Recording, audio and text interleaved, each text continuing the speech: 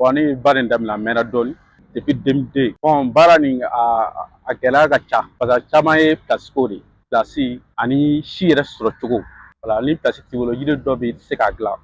Ouais an ka baara nin a ka ɲi hali ni ma wari sɔrɔ a la i nisɔn bɛ diya quoi parce que waati bɛɛ mɔgɔ bɛ na photo ta u bɛ na yiri san dɔ bɛ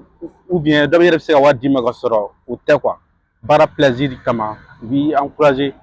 a ye jija jamana bɛ tan jamana bɛ tan jamana bɛna aw kɔfilɛ la o encouragement ninnu quoi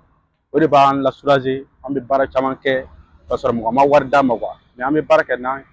yɛrɛ ka fɛnw de quoi. Bon n'i ye yiri san i taara yiri san min fɛ yen o tigi bɛ se k'i bilasira i ka yɔrɔ position i ka dugukolo position bɛ cogo min na i y'a ɲɛfɔ a ye o bɛ se k'i bilasira ni yɔrɔ caman na voilà o kɔni ye welekan parce que yiri fana tɛ yiri den min dɔrɔn tɛ bɛ dun quoi olu bɛɛ n'a jɔyɔrɔ de don adamadenya yɛrɛ farisogo kan dɔ den bɛ dun dɔ bulu bɛ dun dɔ ta ye lili ye mais dɔ bɛ yen i b'a sɔrɔ foyi foyi dun mɛ k'a ye dɔrɔn a yɛrɛ b'i ɲɛ i kan e t'a dɔn mais farisogo b'a dɔn quoi an filɛ nin ye n'a ko ka baara wɛrɛ kɛ sisan a ka gɛlɛn ni nin tɛ parce que don o don i b'a la quoi a bɛ i n'a fɔ denyɛrɛnin i bɛ denyɛrɛnin tɔmɔ cogo min na dɛ i bɛ yiri fana bɛ ten yiri bɛ kuma mais yiri dɔnbaga de b'a dɔn ko yiri bɛ ka kuma yiri mago bɛ min na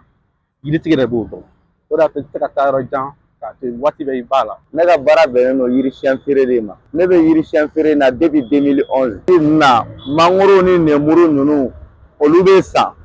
i mɛn yan ani tɔmɔnɔ girife ninnu olu bɛ san samiya kɔnɔna ninnu na yɛrɛ yɛrɛ. Bon n'an bɔra samiya la ka na fo nɛnɛ la fleurs dɔrɔn de bɛ san o de ye fleurs ka période ye mais tilema fɛ marché ka suma quoi parce que mɔgɔw bɛ risque ta est ce que n'i ye yiri san ka taga turu a bɛna sɔn o marché ka suma dɔɔnin quoi mais bon ne kɔni bɛ min fɔ kɔni o yiri ka dɔgɔ ko min tɛ sɔn an ka sous région na k'olu tɛ réussir an bolo yan an bɛ avocat produit avocat bɛ sɔn a bɛ den i mɛn yan bon logo an bɛ logo fɛnɛ produit a bɛ sɔn a bɛ den Maroc nemuru dɔ bɛ yen ko fraîcheur an bɛ fraîcheur produit a bɛ nɔ wa a bɛ den très bien fɛnɛ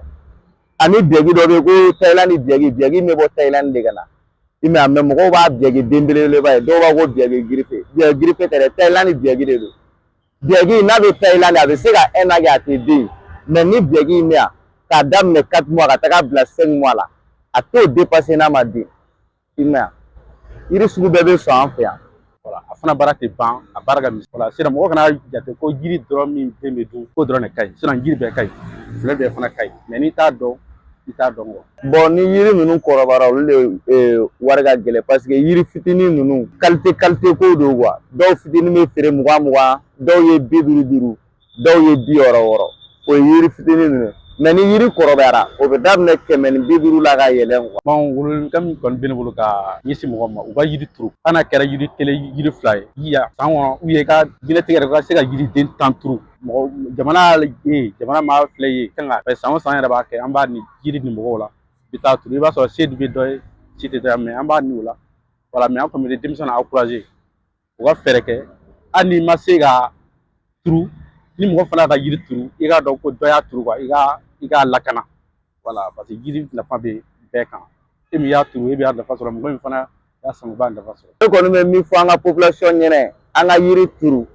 i mɛn yan n'an ma yiri turu a ma nɔgɔn ni yiri yɛrɛ ma turu san 10 ɲinan kɔfɛ mangoro ni nemuru ani sɔmɔ n'i tɛ waritigi ye i tɛ se k'a san jamana in kɔnɔ parce que a bɛ ka latunu dɔɔnin anw bɛ yiriw tigɛ anw tɛ yiriw turu i mɛn yan ne kɔni bɛ min fɔ mɔgɔw ye dɔrɔn u ka yiriw turu an ka segin an ka yiri kɔrɔlen ninnu ma an k'u turu o de ka ɲi.